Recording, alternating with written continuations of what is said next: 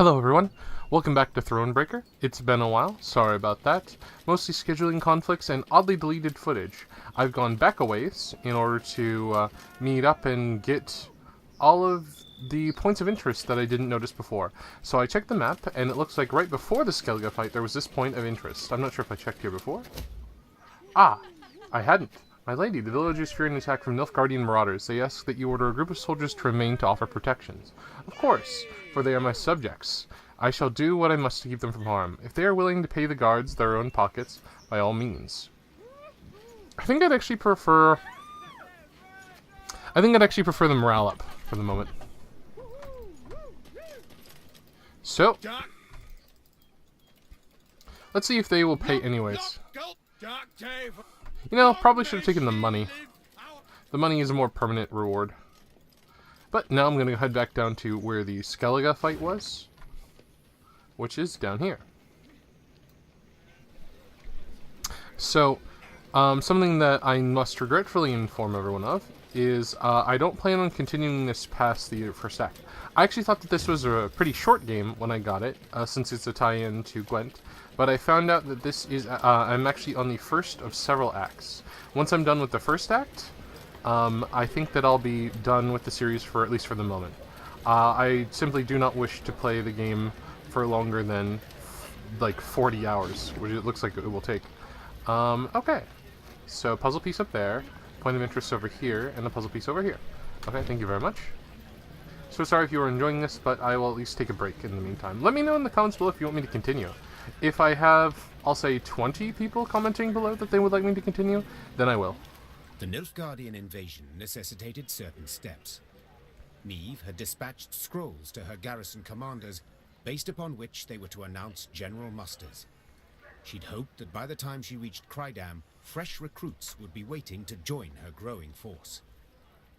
Alas, the commander of this fort, one Sergeant Griggs, had only bad news. Your Majesty, I've not the numbers to man the walls even. The call to arms brings few new recruits and more men desert each day. Folk are terrified something awful. They don't believe in victory. Make a speech, press townsmen the service, offer more soldiers pay. Well, I feel like making a speech is the least impassioned result. Press townsman service is evil. Offer soldiers more pay for minus 250 seems like the best option. I'm going to see what happens when I make a speech. I don't think that this is the most effective. I think that press townsmen the service is the most effective if you want simply numbers of soldiers. And I think offer soldiers more pay may be the second most effective. So I think I just want to see what she says when I say make a speech. They don't believe in victory?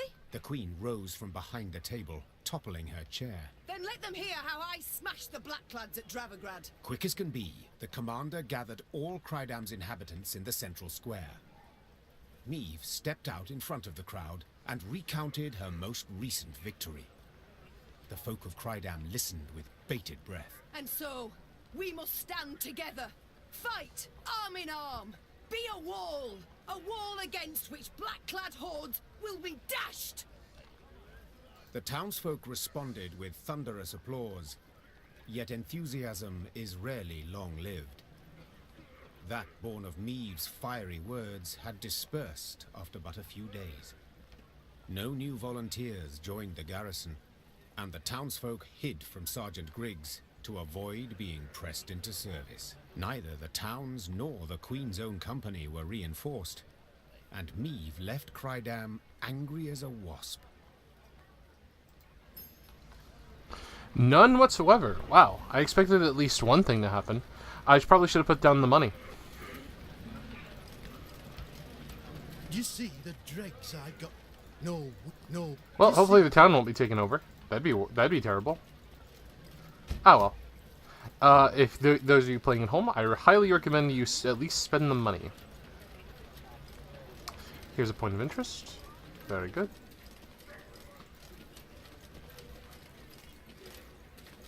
A contract on a monster. Interesting. A contract on a monster? Huh. So I guess I can go hunting monsters then. Puzzle up here. Something I can grab down here. Probably just something I passed by. Yep. Oh, a shrine. Well, time to use up my morale boost. Should have used that to get money instead, I guess. Expected I'd get more trouble before then, but... Oh, I can't even get the, blacksmith. Interesting. Okay.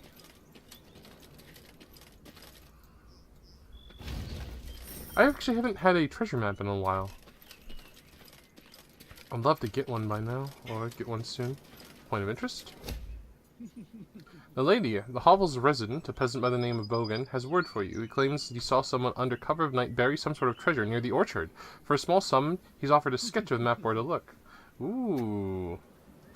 Oh, he'll make the map, but at no cost. Have him lashed should he refuse. So this is definitely an evil option, but I have a morale up over there. And I don't really care to spend my gold, though. I have nothing to spend my gold on. So... I prefer to be kind. I don't know where that is. We've probably already passed it, to be honest. This looks like more wood for me. More soldiers for me.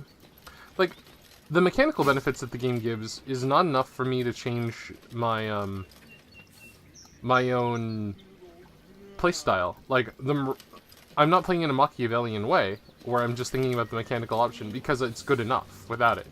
I can afford to be Company kind. traversed the ruddy meadows. Strident voices reached their ears. I beg your pardon. I've heard enough. A duel. I challenge you to a duel. A duel? Nonsense.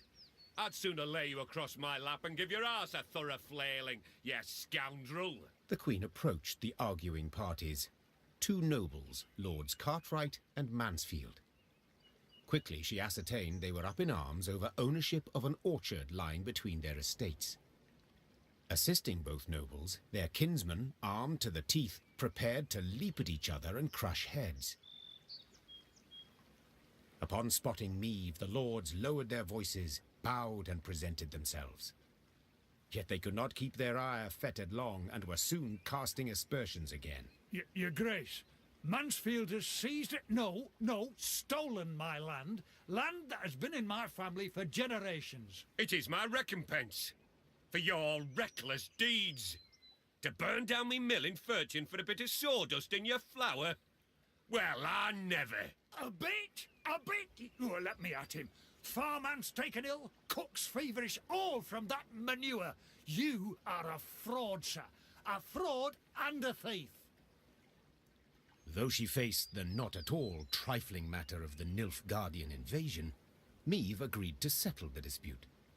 Reynard, who knew the history of every Lyrian and Rivian family 7 generations back, served as her advisor. No doubt I would find for the Cartwrights. They are in the right here as regards the title to the land. Yet your grace must consider, the Mansfields have ever served the crown and never delayed payment of tribute. Whereas the Cartwrights are litigious charlatans who owe the royal treasury thousands, many thousands. I mean, I don't see really much of a debate here. Let's let Cartwright keep the orchard. I mean, I could give Mansfield the orchard to pay back the thousands, many thousands, but that doesn't seem just. That just seems petty. Same thing with letting the orchard be divided, so I'm going to let Cartwright keep the orchard. This situation is clear as the day, said the Queen. The orchard's rightfully Cartwright's and must remain so. Your Grace! Mansfield started angrily. For years I've loyally served the crown. I ask that you continue to do so and respect my judgment then. Lord Mansfield turned green, then red, then blue, as he passed from envy through irritation to deep ire. Yet in the end he accepted his ruler's judgment. Lord Cartwright, his joy hardly contained, knew how to show gratitude, ordering the best of his men-at-arms to join Meve's force. But no money. What is it, Mansfield? Hey, whence the What is it, man? And he's provoking him. So, it's not wise to side with the duel in this manner. But if it's very clear that he's in the right, and I trust Reynard in this instance because it's the information I have, I would just give it to Cartwright. Like, the man's... I would definitely arrest them. Like, I would say, you own this property in this instance during this duel. That is the way justice works. And then I would probably sue him and even press him into service, if possible. Because he's clearly needs to repay the debt to the crown somehow. I don't know whether it would be the land, but I would let him come up with the funds. Like, I wouldn't just take land because he's been shirking his money. Unless, of course, that would be what the law entitles, which I don't know. Even though I'm the queen, I have not been informed of that. I don't know whether it's a just or an unjust thing to seize his land to repay the money.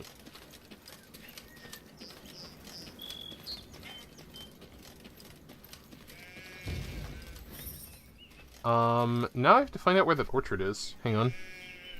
There was an axe. I'll find that out next time. I think I might even cut ahead.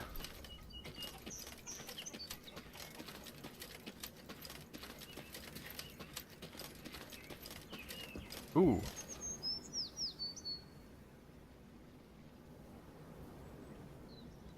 On their way to the capital, Meve and company happened one fine day upon a lone rider.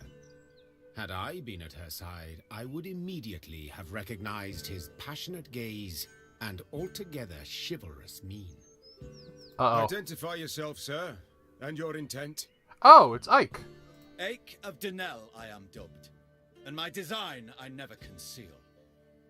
The good book says the world is a garden which the gods once conferred upon man, and we men have this garden neglected. In consequence, all manner of filth has made its lair here. Drowners, ghouls, and other kobolds.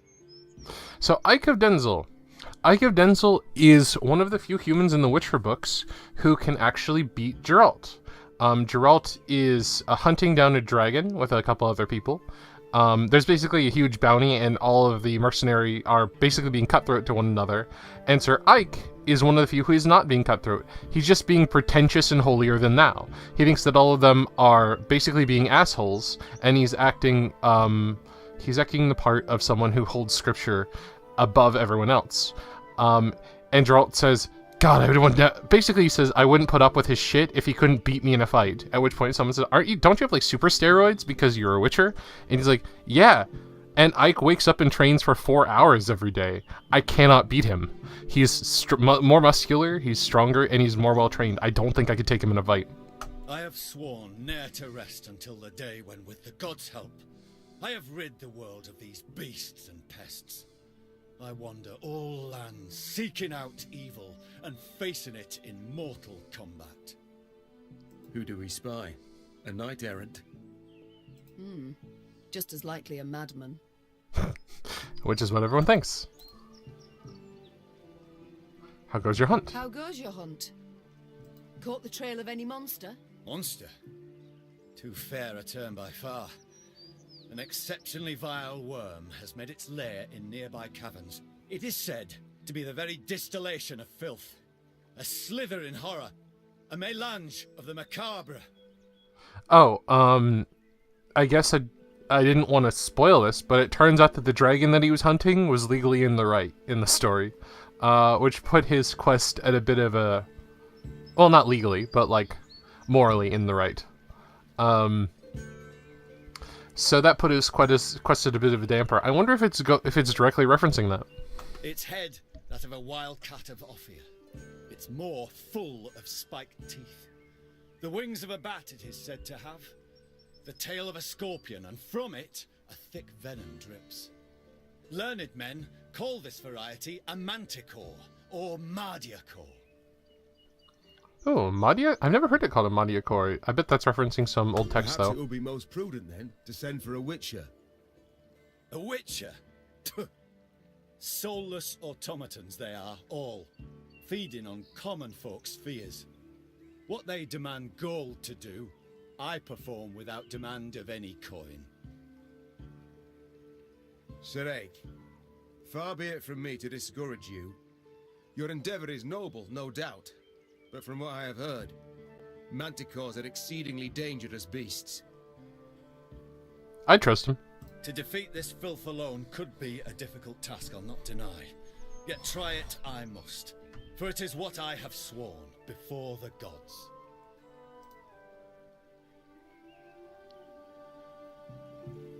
Yeah, okay. A Manticore... Hopefully the Manticore isn't morally in the right. If so, then I'll feel very bad about choosing this.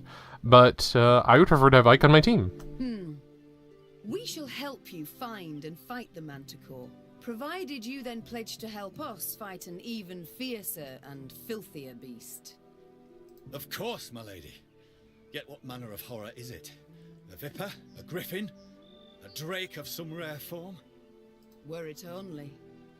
'Tis a beast of 1,000 heads, covered in black armor, its fire consuming whole villages. Noble lady, I know bestiar is only in parts, yet I've seen some of the world, and never have I heard of such a terror. You need but look about you, and spot Nilfgaard's legions. I wonder if... I don't think Eyck is very happy to hear that. Devastating. But you must forgive me, Your Grace. This struggle between realms is not one to which I can lay a hand.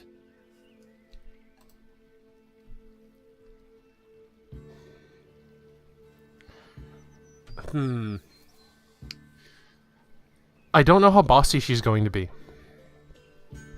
So, I would definitely argue the point that this is causing more wanton destruction than the beast currently is. So I would pressure him in order to get an argument. I specifically want to see the full amount of his reasoning to decide whether his reasoning can be swayed towards my cause. However, if I choose this, I don't want her to like torture him into submission. If that was the case, I would like even be willing to restart the game because of how she performs, how I insist her. It just seems morally wrong. If I go here, fair enough, I cannot force you, then it's just giving up. I'm going to click here and hope that I don't do something stupid. A Manticore. How great is its appetite? How many men does it fell? In a moon, let us say. Okay, this is an okay start. It changes. At a time when the horror broods, it may be as many as 20. I see. As now you must. Nilfgaard in my capital could mean as many as 20,000 felled. You live to fight evil, injustice, do you not? You can fight none greater than by doing so at my side. The Manticore, Your Grace, must fall first. As to what happens later, I shall need to consult the good book and petition the gods. That's fair. Ooh. Okay, claim. Agreed, so be it. This monster, where lies its lair? Where does it prowl? To the north, my queen. A few leagues on. I can deal with this. I'm happy with this result. Okay, so I just said... Scrap. Nothing to bury. Blood's all that's left behind. A whole village. Hallowed, mother. Look up, a whole... Not a... Okay, I have to decide whether this is Nilfgaard or not, but... Aside from that, I think I can make this work. So, I even missed this puzzle up here. I'm going to cut ahead to getting that one right away. Oh, I also missed a shrine? Oh, no, yes, of course I missed a shrine. And the point of interest. No, I think I'm actually going to go point of interest, and then puzzle. I'll explore up here first, then I'll head over to here, and then I'll head over to here, and that'll be the end of the episode. Depending on how long it takes, obviously. If something up here is like a battle, then I'll just end it there. Ravines. The beast is near. Oh! I sense it. Okay, I guess we're ending with the Manticore.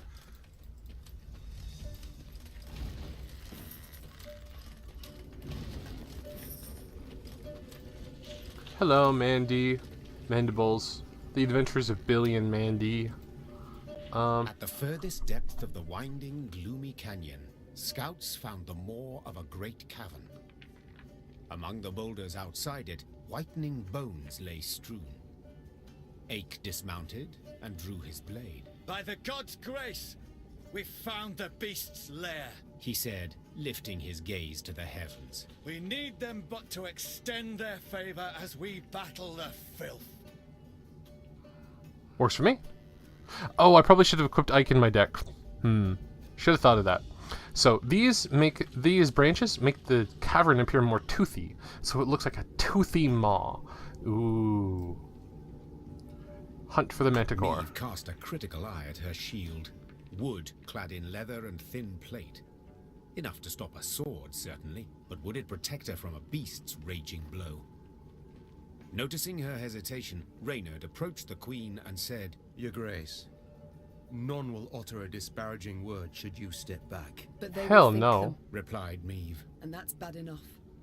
The war has begun. I can't appear weak to my fighting men. Without awaiting an answer, Meve strode into the cave.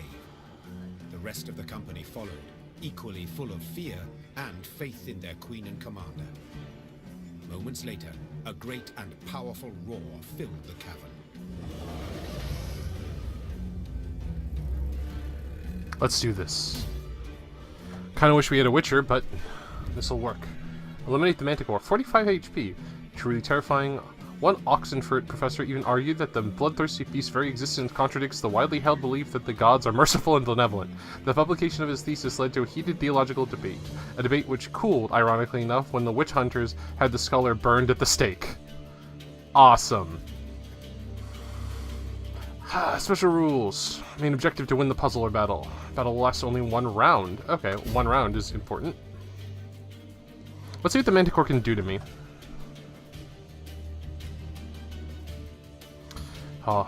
So, something that I know in most games, the Dungeons & Dragons 1st edition book is the bestiary for most RPG books. Like most JRPGs just kind of use the weird monsters. Most serious things don't use the weird monsters. Okay. Well. Oh, and then there's Eyck. Damage an enemy by this unit's power. Whenever an ally takes damage, strengthen self by 1. Okay. That's actually really good. So Eyck in the normal game usually just kills a really powerful monster on the opposite side. Which makes sense as he's a monster hunter. Oh, and here's the golden dragon that he fights against in the books. Awesome. So I have 3 regiment drummers. That's actually pretty damn good, especially since I have... Oh, I don't have a, I think I want to get rid of one of these. There's Reynard, so that means that I will get regiment drummer. I'm pretty happy with that. Lyrian Merlot, of course, deals 2 damage to everything on the opposite side of the field. I'm hoping that he'll start using creatures aside from himself, though it might just begin with him paused. Excuse me. Decoy. I don't really need decoy. I kind of do for the Lyrian Arbalist. I'd still prefer this. Okay. Hopefully this will do. Kind of need another, don't I? Kind of do. Damage an enemy of this unit's power whenever an ally takes damage.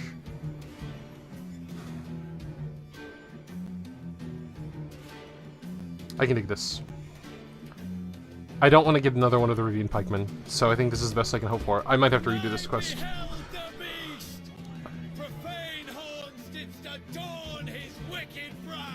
Oh my god. This is so strong. Okay, yeah, opponent just passed. Every 4 turns, on turn start damage all enemies on the row by 2. 3 turns, leftmost enemy in the melee row and damage it by 1. Damage all units in the melee row by 1. Wow. What do these do? Every turn on turn start, move a random enemy in the melee row to the ranged row. Wow.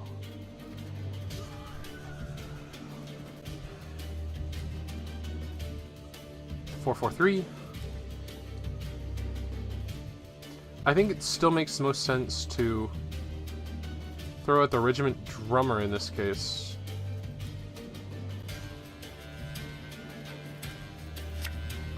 Yeah. Armies wear its claws. The hardest plate they shred like fine vellum. Now the question is, should I attack the Manticore tail, the Manticore right wing, or the Manticore head? I think I would prefer to attack this turn, because there's not really a good time to use my loyal ability until after everything's set up, which will take a couple turns. So I think I'm going to go with the tail. since that'll target 3. And that means that I have 2 more turns until...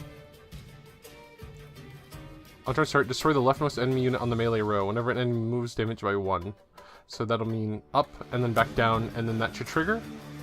Hopefully that'll work. Left, right. Oh, I should have waited. Right. I should have played the Rivian Pikeman before I used this. Wow, that was silly. For Rivia! Oh, worked. So now I'm out of Rivian Pikeman.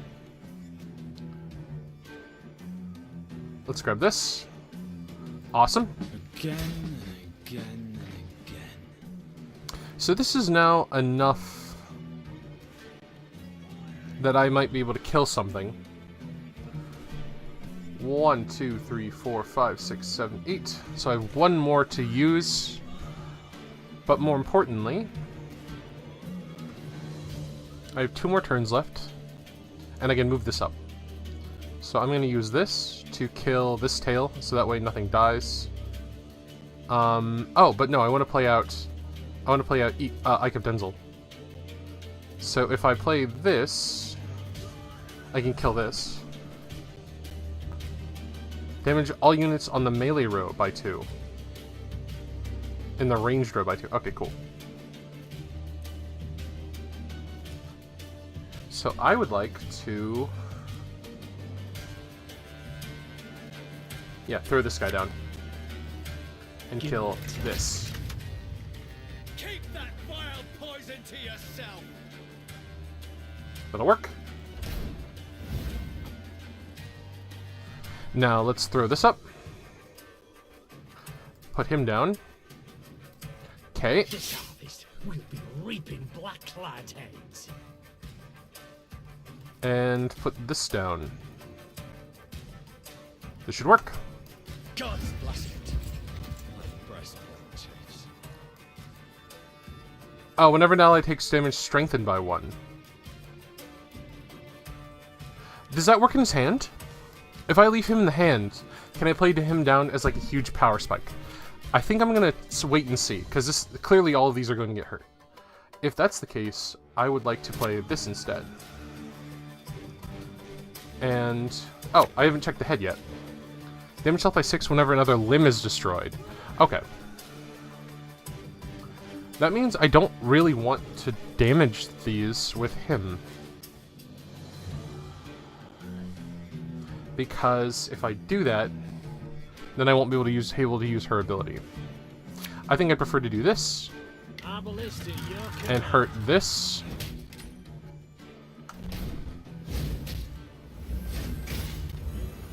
That did work. Okay, he's getting very strong. He'll be the finisher for this. Awesome. Spawn 2 light infantry. Summon all copies of this unit. This was easily the worst mistake I made. I think this is still fine. Renaud's not gonna trigger anything else, so...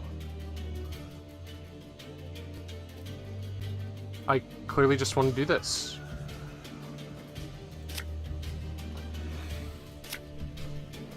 Yeah, I'd like to trigger this, get all of these units summoned. So let's see what I get, and then based on what I get, I will make my choice then. Company, forward march! Okay. This goes here. This goes here. My spirit's willing and how, but these damn boots are killing me. This goes... there we go. That's the one I wanted. I'm a monster. This one goes... here. And now when they all take damage, he'll gain so much HP. Holy crap. I think that I would like to... so they're effectively at equal, actually. So, if I use this, I can actually hit all of them next turn. So I'm going to do that. Oh, whoops. I played Rain on. My bad. So what I want to do is Lyrian Horn.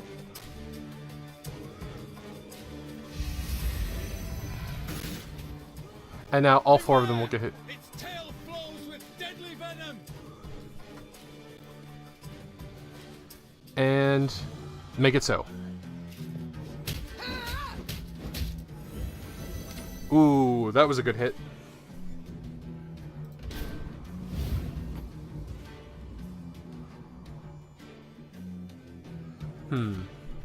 So I only really have enough space for one more person. Who's the weakest person here? Well, it doesn't really matter. I'm going to have enough time to hurt them, and then he's going to get strong enough to kill him. So yeah, let's just play this out. I guess he's going up, and he's going down. And I don't have enough space to use him, and I need to wait, so I'll just discard him.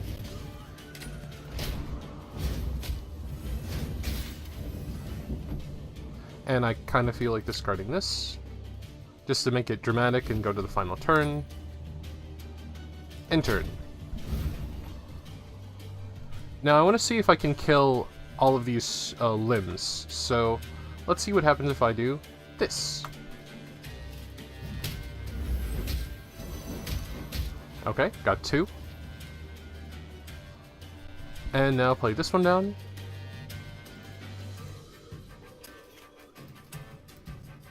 And have Eyck kill the head. We must thank the gods for this victory both great and just. And that's a victory. With Eyck at their side, the Lyrians fell.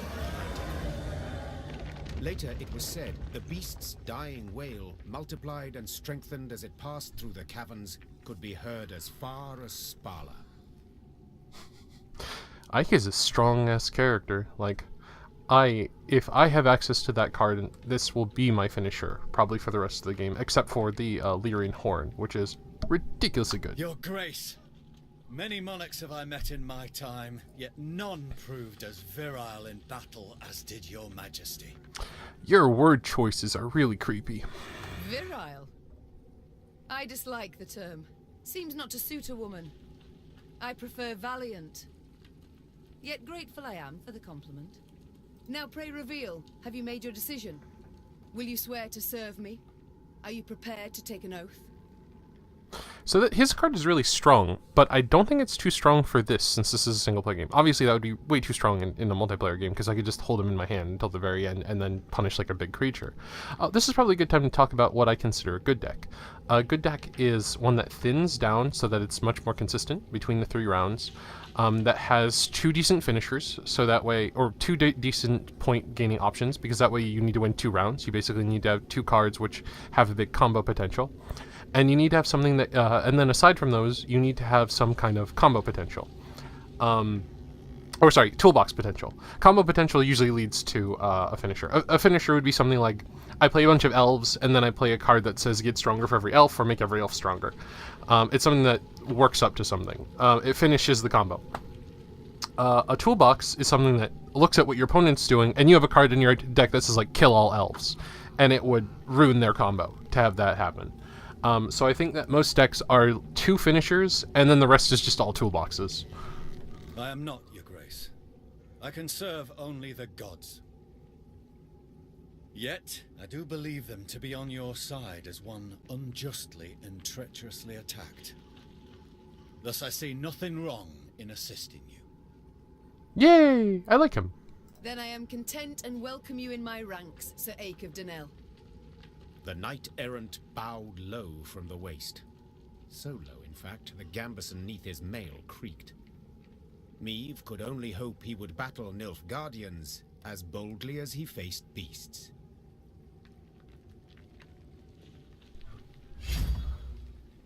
This card has been added to your army. The Manticore trophy. Ooh. I wonder what it does. And I suppose we'll find out next time. Thank you for joining me on this monster hunt, everyone. Goodbye.